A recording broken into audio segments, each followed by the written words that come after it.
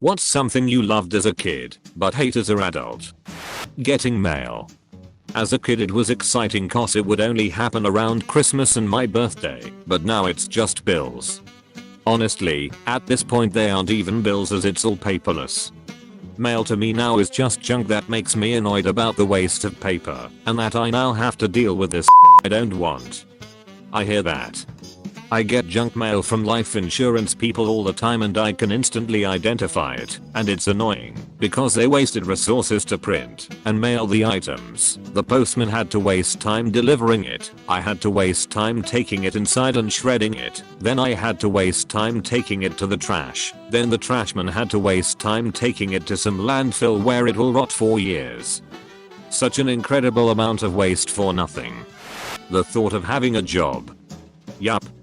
Before I thought it would be fun and cool to have money. Now I've gone a year deep, and when my supervisor goes to cry in his car over the stress of the job I honestly relate. Please be nice to your veterinarian staff guys, we are trying. My vet recently took his own life. I can't imagine him being treated poorly by anybody. But it was still just too much for him. It's hard when you just love animals, you want to help them, but you're in so much debt from vet school. Then people can't afford, or aren't willing to pay for the treatment that would help their pet. 9/10 we will do what we can to help the kind ones afford it, at the loss of clinic profit and all the employee salaries. Sometimes the angry ones who yell you're only in it for the money end up getting the discount too, because what are you going to do, not help their pet? Now you're not making any money, your staff isn't paid well, and are working themselves to the bone. You're the oncologist, radiologist, anesthetist, you're treating multiple species, and just getting up every day to go lessen the suffering of others gets harder and harder as you lose hope that you're even making a difference amidst all the anger and negativity. Sorry for ranting a little, I've been a vet nurse for 5 years now, and it's been an especially rough time in the field. By the way guys, if you are enjoying this video so far, don't forget to like this video and subscribe to the channel. It will help us out quite a bit, and if you don't enjoy the videos in the future anymore, you can always unsubscribe. Let's get back to the video. Spinning. As a kid I would basically T-pose and spin in place for fun. I'd get dizzy for a few seconds, and then I'd be back to normal. Now, if I did that, I'd feel nauseous for the rest of the day, would probably have to lie down for a few hours. I loved doing that, until I was 5, and fell face first into concrete. I deviated my septum so bad it turned into a C shape, and blocked off most of both sides. Luckily I destroyed my nose beyond recognition in a car accident, and got a free nose job.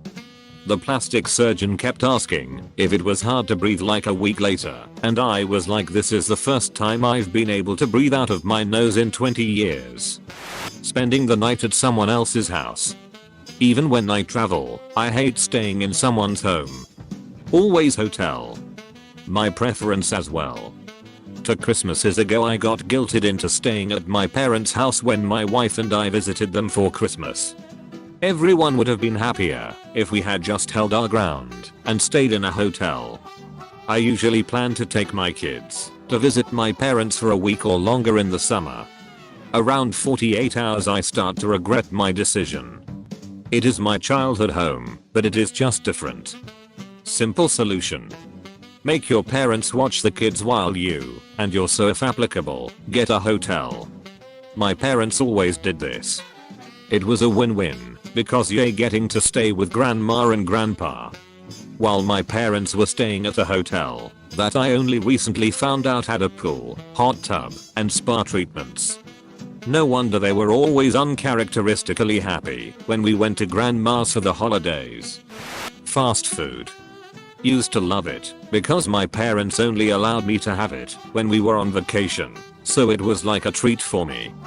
As an adult their home cooked food is the treat now. Totally get this.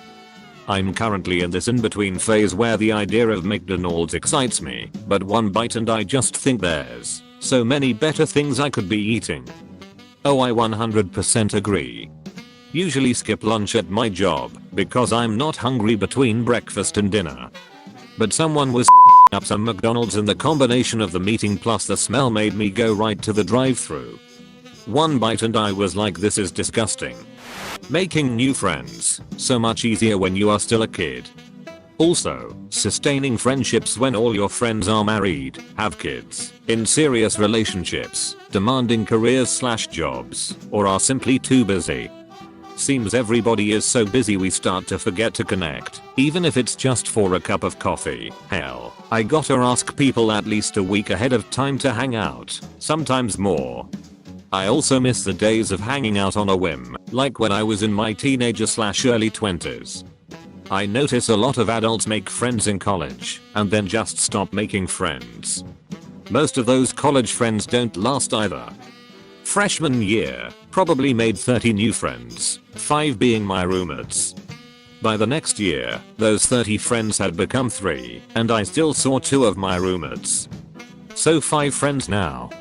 Made some more friends, but by the next year, I wasn't hanging with the roomies anymore and my 5 friends became 3. Those 3 are the only friends I've kept in touch with since I graduated. Guess it's safe to say you remain connected to 1/10 of the people you make friends with. Haven't made any new friends since graduation a few years back. Many new connections, but none that I would go as far as to call a friend. Talking on the phone. Used to stay on the phone for hours at a time 3-way calling with friends. Now the idea of my phone ringing makes me want to puke. A friend yesterday called me just to chat, and it was so weird to me. I can't remember the last time I talked on the phone without an express purpose. I'll phone chat with my parents or my sister for an hour plus a few times a month. None of them text beyond 1 or 2 in a row. Recently we did a video chat and my dad kept calling it a conference call. Also my boss, who is my husband's age, will call to chat randomly at odd hours. The people in my life have kept the phone skills I cultivated in the early 2000s sharp, but if it weren't for them, I'd never talk to anyone. TV shows with laugh tracks. Oh yeah, I'll agree with that. Also shows that are deliberately dramatized. Storage wars for example. Like those people don't know it's a pile in the container they just paid thousands for. Or the arguing they open it up with bolt cutters instead of the key and it's full of greasy towels. But wait, that's a priceless Ming vase under there. Off. All reality TV is like this. I work on the water for a living, so I know that what happens in Cold Water Cowboys or Deadliest Catch is not what happens in real life. Yeah, you get the odd person who likes to scream, but these shows on every boat everyone is constantly screaming, or about to get into a fight with one another. If that was the case in real life these people would never last on any of the boats I go on because they'd be chucked overboard for being an insufferable. My roommates are both into reality TV. I've tried getting into some of it, but it feels like I'm getting dumber when I do. Staying home on a sick day. As a kid it was a huge victory, got to stay in bed all day, watch TV, and having a parent tend to your every need. Then as an adult you're just thinking about the work you're gonna have to make up for, and how you hope you don't need to go to a doctor. Feel like this depends on your job. I used to be a bus driver so this wouldn't apply. Kids weren't left waiting on the side of the road till the next day to go to school lol, just got another bus. Even now in it, I'd still be able to chill. I may have stuff to do when I got back, but depends on the job and how overworked your position is. Only thing that sucks now is, if you are actually sick and call out, you likely will need a COVID test done, which sucks. Yeah, I actually had more anxiety as a kid thinking about what I missed in school. Edit, I'm in sales, and when I'm off I'm off. A log of my friends that are in sales work on their off days and are all what about my customers? And it's good they care, but me? Nope, I'm off work. They can reach me tomorrow. I'm 100% not being contacted by a customer. This has never lost me any sort of deal or commission. Edit, just said this to my friend also in sales and he goes yeah, but you're missing out on new prospects you could find and close, so more money, and I still will take the day off completely. That. Soda. I almost never drink soda these days. or anything carbonated. It's pretty rare that I touch it now. Too sickly sweet, and the carbonation just makes me burp and fart a ton after it's done making my stomach hurt. Yeah, after cutting off soda for a couple months, drinking it again feels like drinking pure liquid sugar. I can confirm a few years ago I quit soda and every sugary drink pretty much. Now it's disgusting just thinking about all that liquid sugar touching my teeth, and it's weird cause I'm definitely a sweet tooth for cakes and stuff. I can't do them anymore either. Dr. Pepper on occasion is okay. Mostly now I just drink water, or if I want a sugary drink I make an Arnold Palmer. If you look at the amount of sugar in a can of soda and actually measure out that sugar and look at it, you're just drinking liquid sugar. The amount is ridiculous. If I'm going to ingest that much sugar, I'll have candy with a cup of water and some ice. Far more satisfying than gulping down sugar soda water. Frozen pizzas and instant noodles. I would eat that daily, but nowadays a frozen pizza feels like a slice of sadness and disappointment, whereas instant noodles won't even go through my throat. Tips for enjoying instant noodles as an adult: buy better brands. For instance, Shin, not Top Ramen.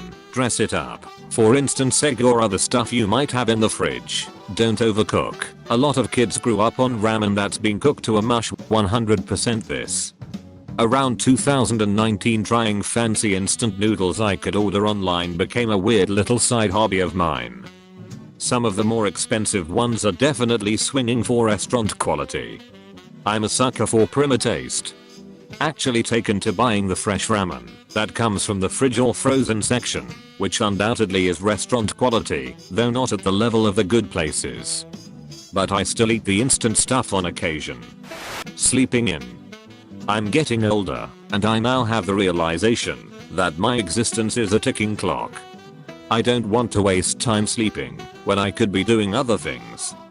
The key here is to not see sleep as a waste of time.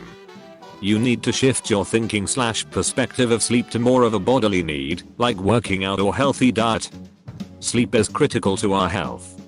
I prioritize sleep over most things, not oversleeping, but making sure I get my 8 hours uninterrupted every day and feel it lends to a generally more positive existence.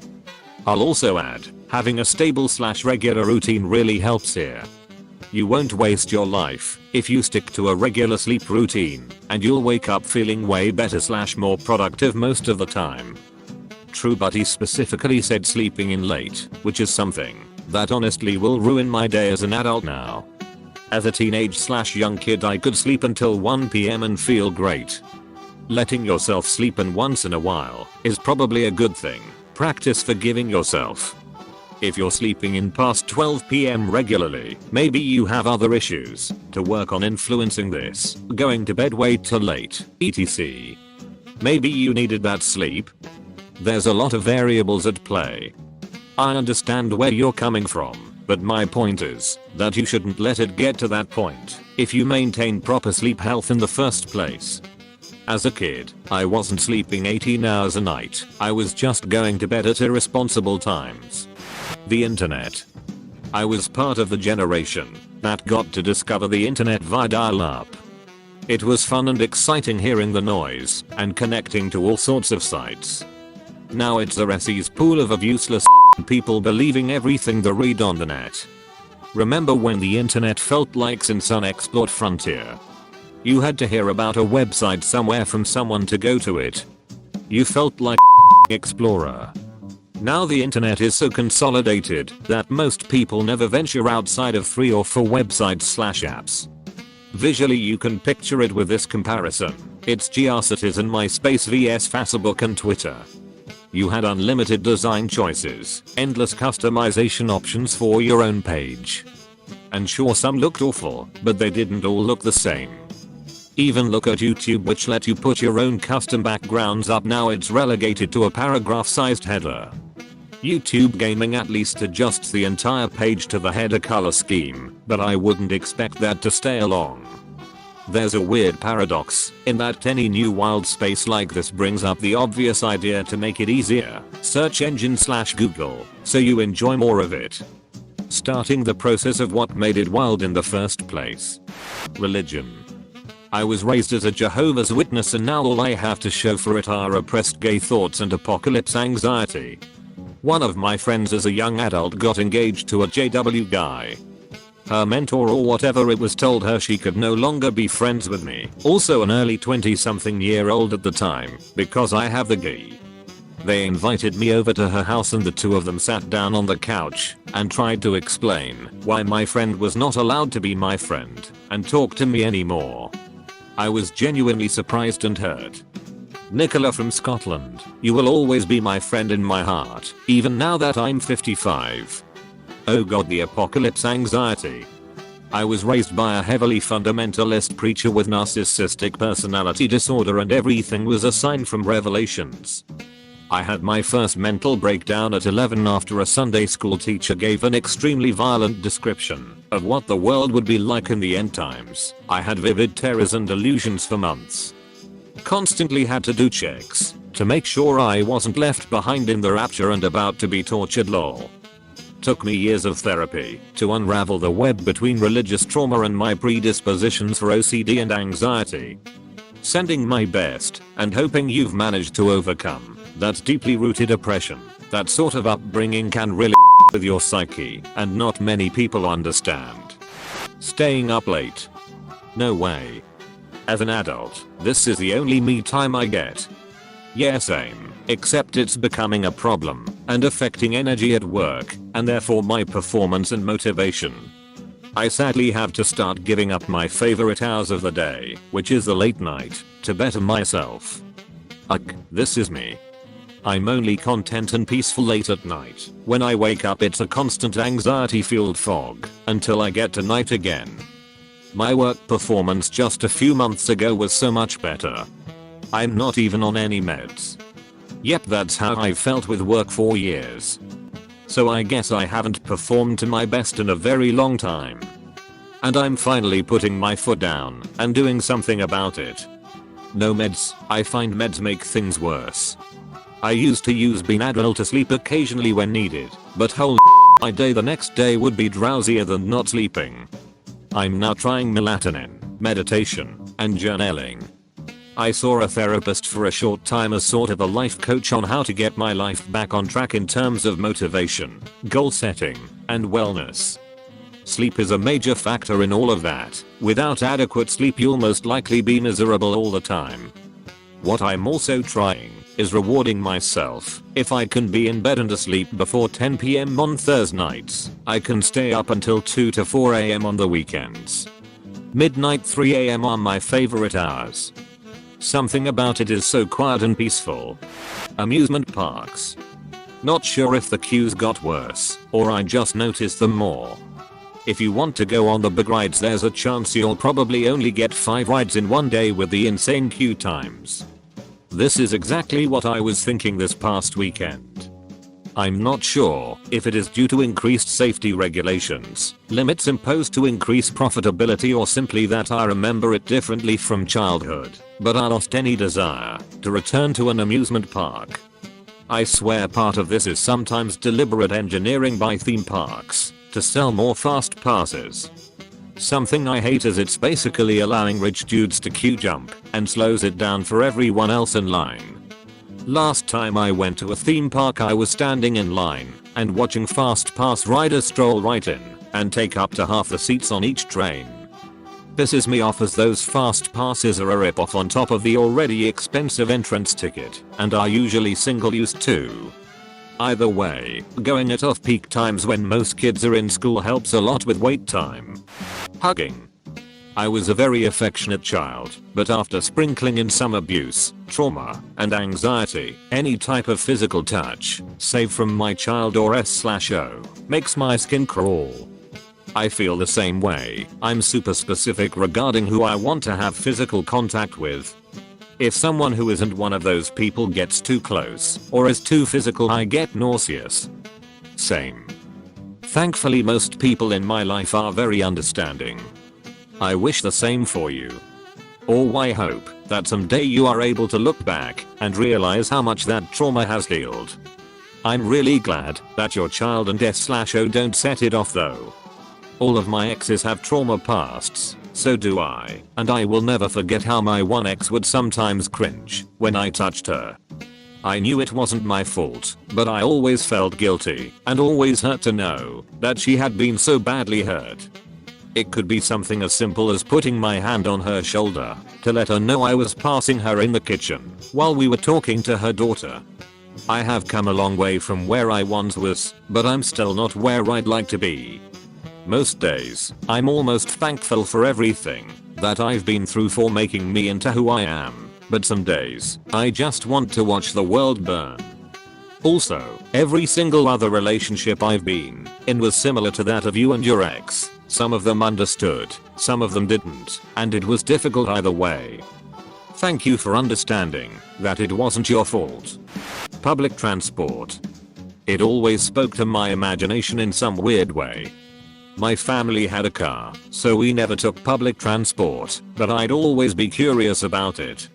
Seeing a bus go by with lots of people stuffed in it seemed like a lot of fun to me. Fast forward to going to school in the early morning and having to get into a subway, me absolutely despising it. Pre-COVID I already hated it. Being locked up in a tiny space with too many people during rush hour. A steamy hot mess with everyone breathing in the same air. Disgusting. It's unbelievable what us humans do to ourselves. Locked up as a bunch of sheep having to hurry to get to our jobs or school. Everyone around you is still sleepy and cranky. 8-year-old me thought that would be fun. I live in New York City, so public transport is part of my daily routines. But when I was in high school, it was usually part of a school trip, more fun than being stuck in rush hour car traffic. Back then, I'd occasionally get on the subway for a joyride to learn about the city. But now, at least before the pandemic, I'm just praying that there are no delays. I think hate's a strong word, but Star Wars. Super loved all 6 films as a kid, but as I got older and watched more and more really good films, I sort of came to realize that only 2 of them were like actually great. And 3 of them were like actually nonsense, where it turns out I was just casually blanking on large boring parts of them. Then the sequels came out, and I went to see all 3 of them, and I liked the first one a lot, but the next 2 were like weird nonsense. Anyway, now I'm banking everything I've got on Dune. If that film's bad, or if it doesn't get a sequel, I think that'll be it for me. I'll settle my affairs and walk into the ocean. Exact same sentiment. I was 10 or so when Phantom Menace came out and absolutely loved it, and the rest of the prequel trilogy, and original trilogy of course, but now I almost loathe that era of movies and the new ones. Every time a new Southwestern movie comes out I end up seeing it at some point, and it just seems like a mandatory ritual that I'm always disappointed by. Mandalorian was pretty solid though, and I doubt I'd be into the sci-fi genre as a whole if it weren't for Star Wars. I remember Phantom well, because it was at our discount theater which me and my broke friends could afford, so I think we ended up seeing it like 11 times, because we were bored. It wasn't until the Plinkett reviews that it crystallized what was wrong with them that you couldn't quite put your finger on when you were younger. I've enjoyed Mandalorian so far, which I consider the only actual sequel to The Odd at this point. The show feels like it's made by someone that's actually seen the original films before and even likes them. This is the end of the video. Thank you guys for staying with me till the end.